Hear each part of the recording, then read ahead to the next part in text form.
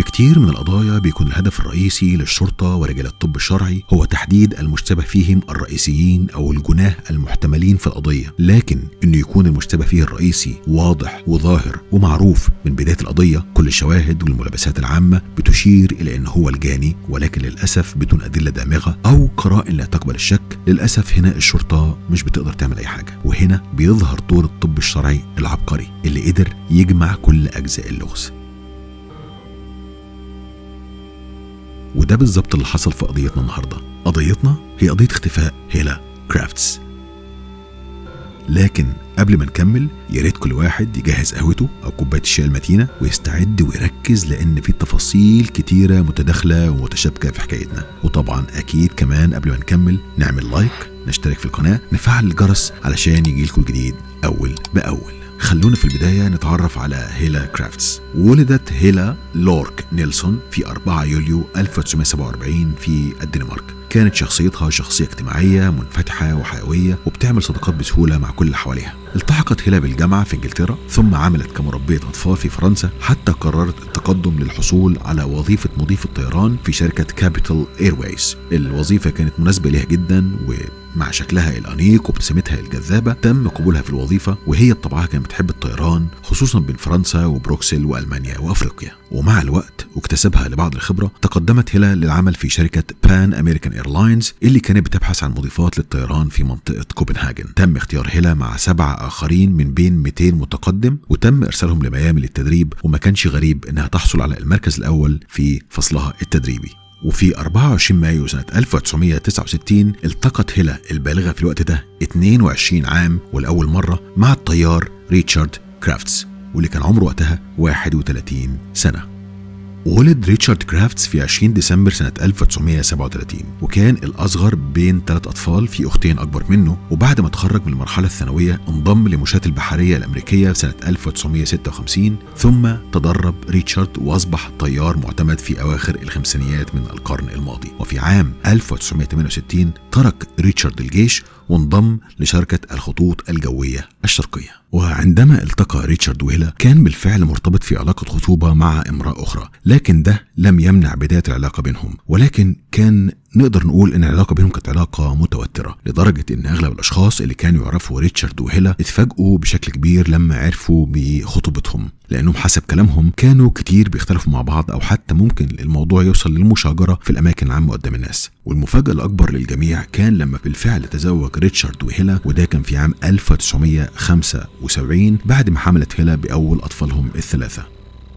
وفي عام 1976 انتقل ريتشارد وهيلا علشان يعيشوا في منزل مزرعة من طابق واحد في نيو تاون. وبعد ولادة طفلهم الثالث أرادت هيلا إنها ترجع للعمل أو تشتغل مرة تانية، فاستأجرت جليسة أطفال تبلغ من العمر 19 سنة، وكان اسمها دون ماري توماس. وطبعا ده خلى أمورهم المادية تتحسن، حتى إننا ممكن نقدر نقول إنهم كانوا من بين 5% من العاملين الأعلى دخلا أو أجرا في الولايات المتحدة في الثمانينات.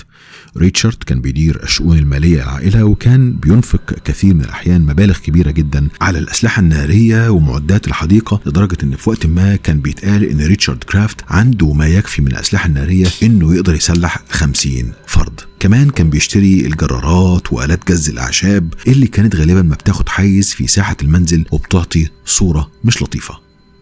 وفي عام 1982 تم تعيين ريتشارد كرافت إلى جانب كونه طيار متفرغ اتعين كضابط شرطة مساعد في نيو تاون، وده كان منصب غير مدفوع الأجر. ولكن يبدو أن ريتشارد كان واخد الموضوع على محمل الجد. فمثلا في عام 1985 اشترى سيارة فورد كراون فيكتوريا، وهي كانت نفس نوع سيارات شرطة الولاية، وكمان قام بتزويدها بالعديد من أجهزة الراديو والهوائيات وأضواء الشرطة وصفارات الإنذار. وفي عام 1986 تم تعيين ريتشارد كضابط شرطة بدوام جزئي في بلدة ثاوثبري القريبة، وده كان مقابل $7 بس في الساعة. وقتها طبعا يمكن كان مبلغ كويس، علما بأنه هو كان حاصل على العديد من الدورات التدريبية الخاصة حول تقنيات التحقيق الشرطي، وكل ده كان من ماله الخاص. طبعا كل اللي اتكلمنا فيه ده بيديك انطباع أو تصور للشخصيات الموجودة معنا في القضية، وده هيساعدنا بشكل كبير جدا نفهم اللي حصل قدام. وبحلول صيف عام 1986 كان زواج ريتشارد وهيلا وصل لطريق شبه مسدود. كتير من الشهود قالوا ان هم شافوا هيلي وفي اثار في وشها اثار كدمات وضرب، وهي كانت كمان بتحكي على الطريقه اللي ريتشارد كان بيعملها بيها خاصه اثناء حملها الاول، وانها فقط مستمره في العلاقه دي من اجل اطفالها، لكنها في النهايه اخبرت اصدقائها بشكل مباشر انها تريد الطلاق. في ذلك الصيف ده استعانت هيلا بمحامية الطلاق ديان أندرسون للبدء في إجراءات الطلاق. هيلا حكت لديان انها بتشك ان ريتشارد على علاقة غرامية، فديان المحامية نصحت هيلا انها تقوم بتعيين محقق خاص علشان يوثق اعتقاد هيلا او شكوكها، علشان يتأكدوا لو ريتشارد فعلا عنده العلاقة دي، لان ده هيساعدهم في اجراءات الطلاق. وبالفعل قامت هيلا بتعيين محقق خاص اسمه كيث مايو، وكان هو ضابط شرطة سابق، أعطته كل التفاصيل والأوراق وكل السجلات المكالمات اللي هي ممكن تكون أثارت شكوكها في ريتشارد. ولما قام بعمله وتتبع الأرقام وتتبع كل أنشطة وتحركات ريتشارد، قدر بالفعل يتأكد إنه فعلا عنده علاقة غرامية خاصة، وكمان أخذ صور وسلمها لهيلا، وده كان في أكتوبر سنة 1986. وهنا طلبت هيلا من ريتشارد الطلاق، لكن هو كان بيماطل وبيرفض وبيحاول دايما يتهرب منها. هيلا أخبرت أصدقائها وزملائها في العمل بما في ذلك المحامية بتاعتها إن لو حصل لها أي شيء فمش مفروض أبدا يفكروا إن ده مجرد حادث. وفي 20 نوفمبر سنة 1986 اتصل أحد زملاء هيلا في العمل بريتشارد وسأله عن مكان هيلا، لأن كان عندها المفروض رحلة طيران وهي ما جاتش، وده ما كانش من عادتها. ريتشارد قال له إن هيلا أخذت حقائب السفر بتاعتها وغادرت في صباح اليوم السابق، وإنه بيعتقد، وده احتمال وده شيء غريب إنه بيقول احتمال، إنها راحت تزور أمها المريضة. ورجع بعد كده قال كلام تاني خالص، قال ده هي سافرت في رحلة مع أحد الأصدقاء. أصدقاء هيلا لما كلموا أمها قالوا إن هي أساسا ما كلمتش هيلا منذ عدة أسابيع، وإنها مش مريضة، وإن ما كانش في أي خطط لإن هيلا وأمها يتقابلوا لغاية إبريل 1987. فما كان من أصدقاء هيلا إلا أنهم كلموا المحامية بتاعتها ونقلوا لها كل اللي حصل. المحامية بدورها كلمت المحقق الخاص اللي كانت هيلا استعانت بيه كيث مايو وحكت له كل التفاصيل. فهنا كيث مايو قال احنا لازم نقدم بلاغ باختفاء هيلا، وبالفعل قدموا البلاغ، لكن حسب كلام كيث مايو الشرطة ما اهتمتش، وقالوا بالفعل ممكن تكون هيلا سافرت هنا أو هنا، وخصوصا إنها كان في مشاكل بينها وبين جوزها. وهنا قرر كيث مايو إنه يتحرك بشكل خاص مستقل بعيدا عن الشرطة، وبالفعل قدر يقابل جليسة الأطفال اللي كانت هيلا بتستعين بيها. جليسة الأطفال قالت معلومة غريبة جدا، قالت إنها لاحظت بقعة كبيرة داكنة اللون موجودة على سجادة في البيت مجرد ما اختفت هيلا. كمان المربية قالت معلومة تانية أغرب، قالت إنها لاحظت إن السجادة اللي موجودة في غرفة النوم الرئيسية غرفة ريتشارد وهيلا تم تغييرها بدون إبداء أي أسباب وبدون ما يكون في احتياج لتغييرها فعليا. حاجة تانية مثيرة للاهتمام والاستغراب، في نفس التوقيت اللي اختفت فيه هيلا اختفى فريزر اللي بيحطوا فيه اللحوم أو بيحطوا فيه الأشياء عشان تجمد، كان موجود في الجراج. الفريزر ده كمان اختفى مع اختفاء هيلا. كل الشكوك دي والعلامات المريبة ديت مع شخصية هيلا اللي هي الناس كلها كانت بتقول انها ام مخلصة وانها لا يمكن ابدا تختفي وتترك اطفالها الثلاثة اللي كانت بتحبهم جدا، كل ده دفع الشرطة انها تقوم بتوجيه السؤال واستجواب ريتشارد.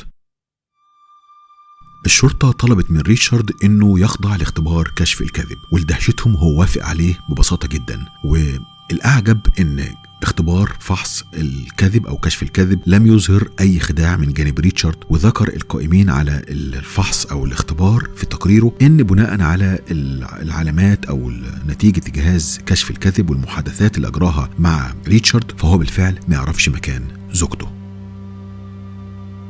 ومع استمرار اختفاء هيلا قررت الشرطة الاستعانة بأفضل خبراء الطب الشرعي الموجودين وقتها عندهم، دكتور هنري لي. وبالفعل قامت الشرطة باصطحاب الدكتور هنري لي وفريق الخبراء التابعين لي لمنزل هيلا، وبدأوا في فحص البيت. دكتور هنري والمفاجأة ومن أول يوم اكتشف وجود بقع صغيرة جدا على المرتبة بتاعة السرير في غرفة النوم الرئيسية، بقع صغيرة تكاد لا ترى. قدر دكتور هنري يكتشفها. دكتور هنري أخذ أجزاء من نسيج المرتبة ديت وأخضعها للفحص في المعمل، وبالفعل اكتشف إن البقعة دي بقع دم. وكان السؤال يا ترى هل دي بقع دم بشرية ولا دم لحيوان مثلا؟ والاختبارات أثبتت بالفعل إن دي بقع دم بشري. مش كده بس، ده كمان البقعة دي فصيلة الدم O اللي هي فصيلة دم هيلا. وهنا ظهر سؤال، يا ترى بقع الدم دي بقع بقع دم ناتجة عن مثلا الدورة الشهرية الخاصة بهيلا، ولا دي بقع دم ناتجة عن جرح؟ دكتور هنري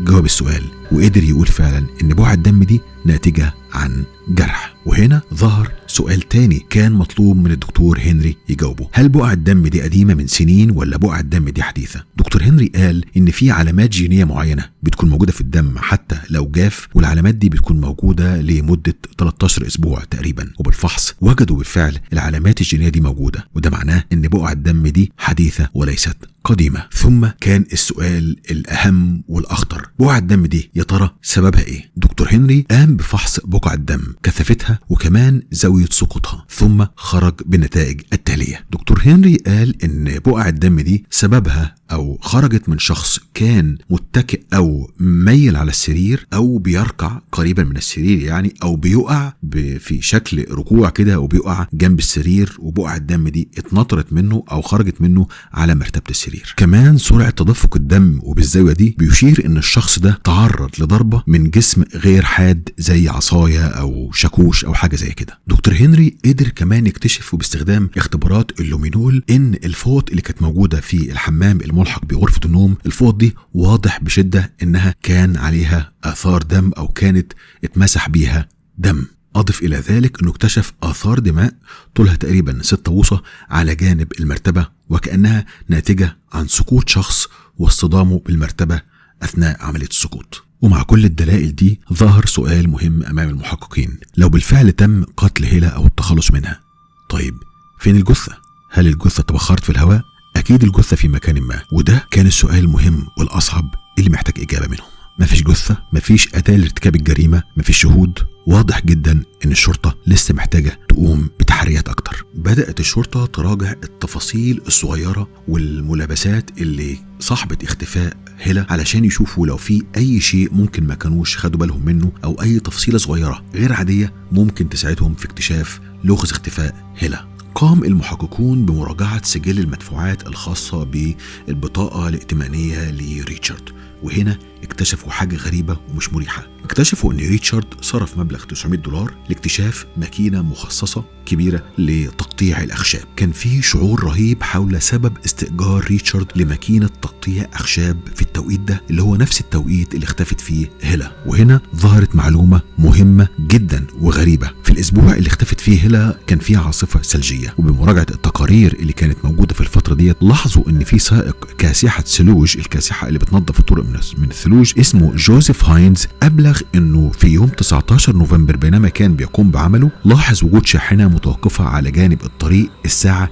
3 صباحا. وصف هاينز الشاحنة بأنها سيارة على شكل حرف يو، وكانت مطفئة الأنوار، وكان في متثبت في مؤخرة الشاحنة أو في الخلف ماكينة كبيرة لتقطيع الخشب. وأثناء عبوره لاحظ إن في راجل واقف جنب الشاحنة وشاور له كده إنه كمل طريقك يلا عدي، فهو مشي ولم يتوقف. بيقول هاينز إن بعد مرور ساعة تقريبا، يعني حوالي الساعة 4 صباحا، لاحظ وجود نفس الشاحنة مع قاطعة الأخشاب موجودة على طريق النهر، ولاحظ كمان وجود رقائق خشبية أو قطع خشبية صغيرة على جانب الطريق.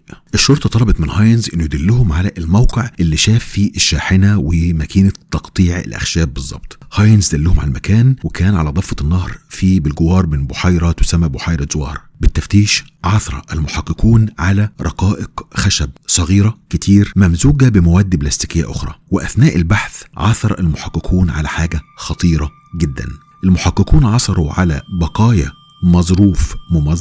ظرف ممزق موضح عليه اسم الشخص المرسل إليه المظروف، والشخص ده اللي ما كانش غير ميس هيلا كرافتس. وفي غضون ساعة تم استدعاء فريق الطب الشرعي التابع للدكتور هنري لي لإجراء بحث أكثر شمولا في المنطقة. وبعد عدة أيام من البحث عثر المحققون على 56 شريحة عظمية أو قطعة عظم، و2660 شعرة بشرية، وكمان لقوا سن واحد مع تاج معدني، الكراون اللي بتحط ده مع الحشو، وكمان عثروا على نصف ظفر قدم مع طلاء أظافر وردي وجزء من إصبع، وكمان مخلفات بشرية تانية بكميات ضئيلة جدا. الشرطة استعانت كمان بفريق من الغواصين. فريق الغواصين مسح قاع النهر، وهنا اكتشفوا دليل تاني خطير جدا: لقوا منشار كهربائي في قاع النهر، ولكن المنشار ده لما استعادوه لقوا ان الرقم التسلسلي اللي موجود على المنشار تم قشطه او مسحه.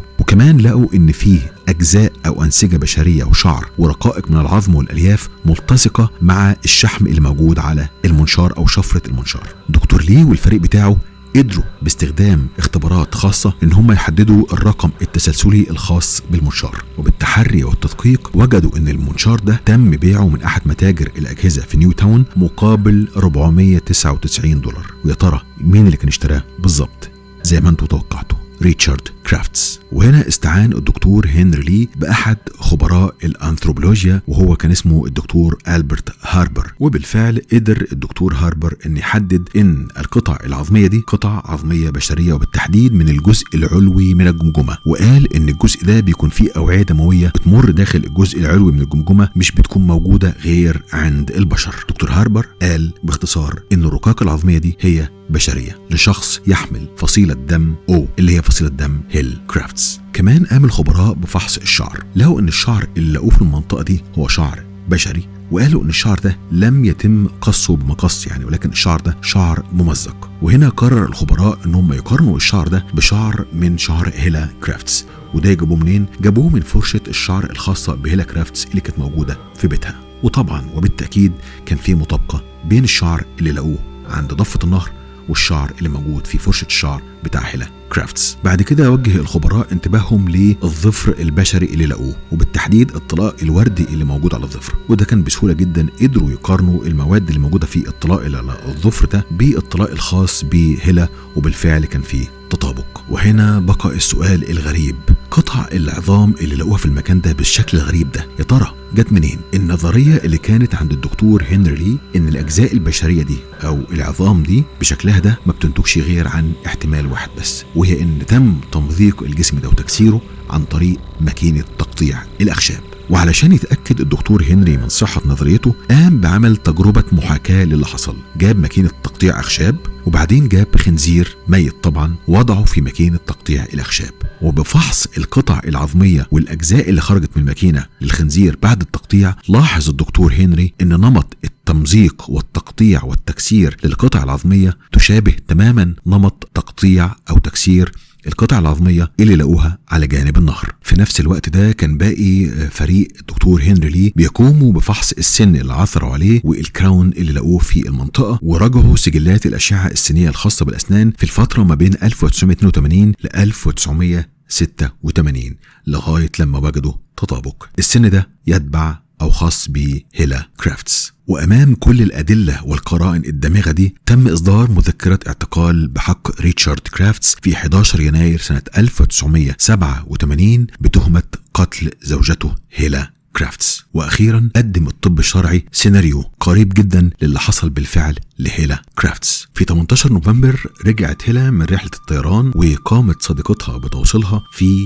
الساعة 7 مساء. قامت هيلا بالتأكد من ان أولادها ناموا في سرايرهم الساعة 8 مساء، وكانت جليسة الأطفال مش موجودة، وكانت خرجت وكان متوقع انها ترجع بعد منتصف الليل تقريبا. توجهت هيلا كرافتس لغرفة النوم الخاص بيها وغيرت ملابسها ورجعت البريد اللي كان وصلها، وبعد ما اطلعت على الرسالة اللي جايه لها وضعتها في جيب الملابس النوم الخاصة بيها. وبعدين بدأت انها دخلت في نقاش حاد جدا مع زوجها ريتشارد كرافتس. وبعد كده تطورت الامور بشكل حاد جدا، وقام ريتشارد بالاعتداء على زوجته بقطعة خشبية وضربها على راسها، وسقطت بالتصور بالظبط اللي قال عليه الدكتور هنري. واثناء سقوطها اصطدمت بجانب المرتبة واحدثت اثار الدماء اللي حصل عليها الدكتور هنري. بعد كده قام ريتشارد بلف جثة هيلا بغطاء السرير وشالها واتجه بيها للجراج وحطها داخل الفريزر. بعد كده رجع ريتشارد لأوضة النوم وحاول ينظف اثار الدماء باستخدام الفوط اللي عثر عليها بعد كده والدكتور ليه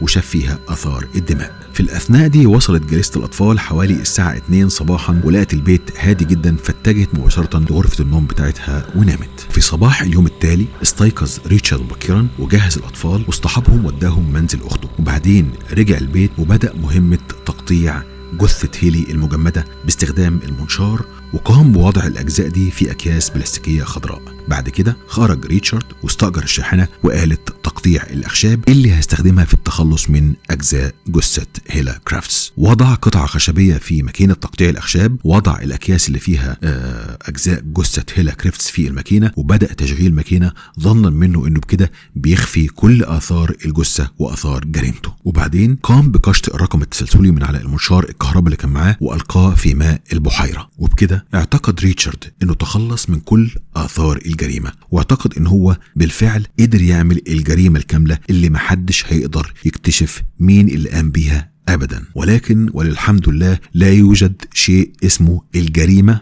الكاملة. دائما الله سبحانه وتعالى بيخلي المجرم أو القاتل أو اللي بيقوم بالجرم ده ينسى شيء ويعتقد إن هو وصل لدرجة ذكاء ودهاء إن هو هيقدر يخادع الجميع ومحدش هيقدر يوصل له. زي ما انتم شايفين في القضية دي كده، بعض الأحداث الصغيرة أو الأشياء اللي هي ممكن تبان عابرة جدا هي كانت السبب في اكتشاف كل شيء. مظروف صغير جاي أو ظرف صغير جاي باسم هيلا حطته في جيبها مباشرة قبل الجريمة علشان تموت وهو في جيبها، وعلشان يتم اكتشافه بعدين ويوصلوا من خلالها القاتل اللي هو جوزها. راجل يعدي بالصدفة في نفس التوقيت اللي موجود فيه ريتشارد بالماكينة والشاحنة وبيقوم بعملية تقطيع أو تكسير أو فرم الجثة علشان بعد كده يذكر ده في تقرير والشرطة تقدر تلاقيه. وبالتأكيد دوما وأبدا العبقري اللي بيكون فريق الطب الشرعي الموجود اللي بيقوم بتحليل كل الأجزاء دي علشان يوصل لنتائج حقيقية يقدمها لرجال الشرطة وفي النهاية يقبضوا على المجرم. وكل ده من نعم ربنا علينا إنه سخر العلم وعلم الإنسان ما لم يعلم، إن قدر الإنسان إنه يوصل بتقنيات حديثة وعلوم